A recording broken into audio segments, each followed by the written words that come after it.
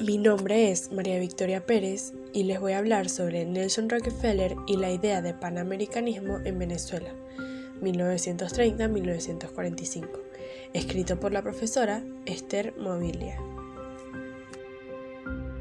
Durante el siglo XX, los negocios de la familia Rockefeller estuvieron relacionados íntimamente con Venezuela.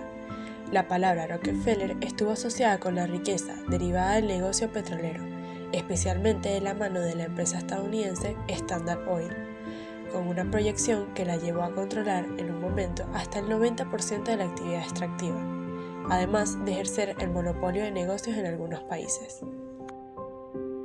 La explotación petrolera fue un primer paso importante en el establecimiento de las relaciones de Venezuela con otros países y la amplitud que los negocios de la familia estadounidense fueron desarrollando en el país tropical a lo largo del tiempo. Desde la década de los 30, el joven Nelson Rockefeller había concluido sus estudios en la Universidad de Dartmouth. Entre sus primeros proyectos se encontraba la presidencia del Rockefeller Center, la presidencia del Museo de Arte Contemporáneo de Nueva York y la participación en diversas organizaciones filantrópicas en alianza con la Standard Oil. Para ese entonces, desde el punto de vista del business, más allá del perfil urbano de la isla de Manhattan y de la ciudad de Nueva York, el ascenso de la llamada Tercera Vía, el fascismo, el control totalitario del Estado y la agresiva política de sus líderes traería profundas consecuencias en todo el mundo. Para Nelson Rockefeller era necesario evaluar el peso de un potencial conflicto bélico, pero también considerar la posibilidad de obtener algo más que una ganancia. Este joven, con una gran aspiración por dejar un legado, hacer negocios, trascender y dejar una huella en un momento de crisis, incluso en términos patrióticos, fue esto lo que lo impulsó en su trayectoria como empresario en los Estados Unidos y en América Latina. Y ahora hablando de la fascinación que tenía la familia Rockefeller por Venezuela, en 1935 los Rockefeller adquirieron una participación en la Creole Petroleum Corporation, una empresa venezolana dependiente de la Standard Oil. En 1937, Nelson Rockefeller viajó a América Latina, específicamente a Venezuela, en un tour de 2 meses para conocer el país y las potenciales inversiones que podían desarrollarse en él.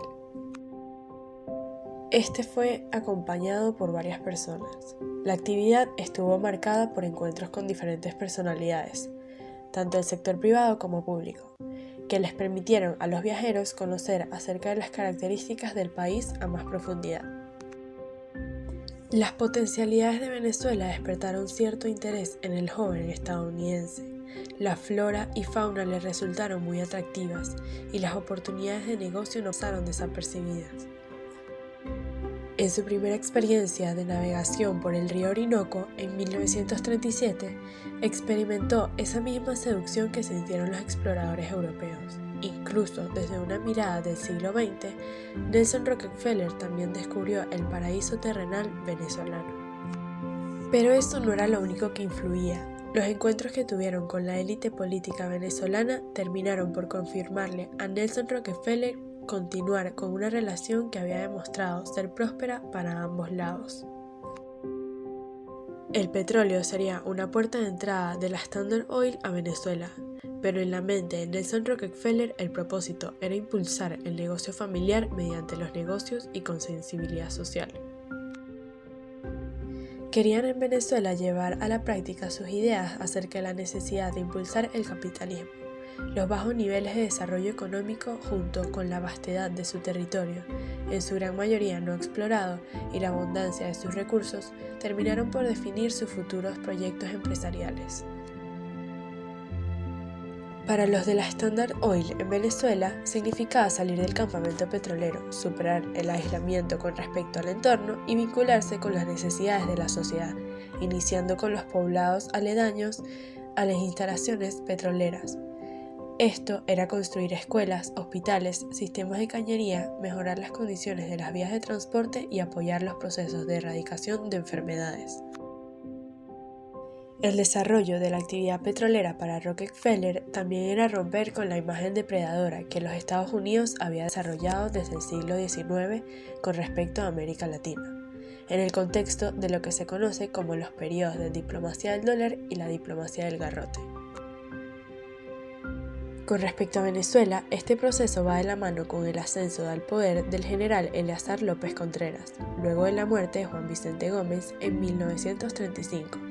El proyecto queda reflejado en el programa de febrero de 1936, plan a través del cual se refleja que el Estado asuma la responsabilidad de la promoción del bienestar de la sociedad mediante el desarrollo de programas relacionados con la educación, salud y mejora de las condiciones laborales.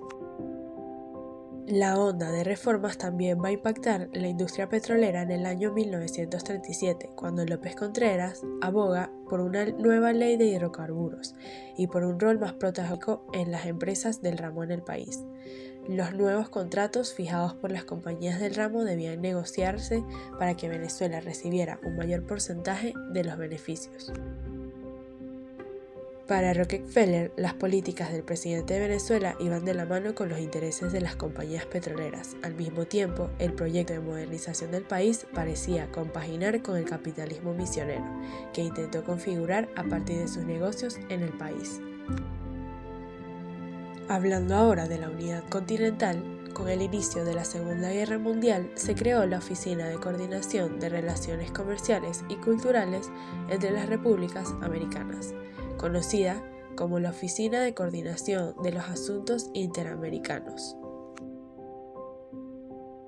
Como consecuencia de la vertiginosa avanzada del Tercer Reich en sus campañas militares durante 1939 y 1940, Washington comenzó a temer la posibilidad de que la influencia alemana pudiera sentirse de este lado del Atlántico. Esas alianzas que podían construir el Tercer Reich eran peligrosas para Estados Unidos. Para 1940, las actividades nazis en el continente ya habían despertado las alarmas en Washington. Mientras esto sucedía en América Latina, en Estados Unidos se mantenía el debate sobre su participación en la guerra. La influencia nazi en el sur del continente debía ser contenida. El proceso no era sencillo. Inicialmente estaba la idea de la no intervención sobre los asuntos latinoamericanos, pero a finales de la década de 1930 tuvo que cambiar eso. La OCAI se creó con el objetivo de coordinar las iniciativas cuyo propósito giraban en torno a la difusión de la propaganda estadounidense en América Latina.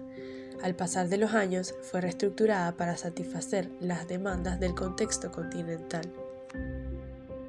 En este contexto, en el que tiene lugar la reestructuración de la idea de panamericanismo que se hizo patente en la gestión de la OCAI, la de la Unión de las Américas, compartiendo intereses comunes y destinados a trabajar en equipo para la concesión de objetivos bajo la benevolente guía de Estados Unidos.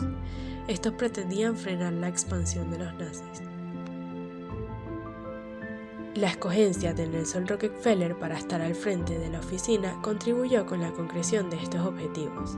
La explotación del petróleo, actividad que la Standard Oil había llevado adelante, y luego la concreción de diversos proyectos derivados, llevaron a Venezuela a ser un pivote para la difusión del American Way of Life en el continente.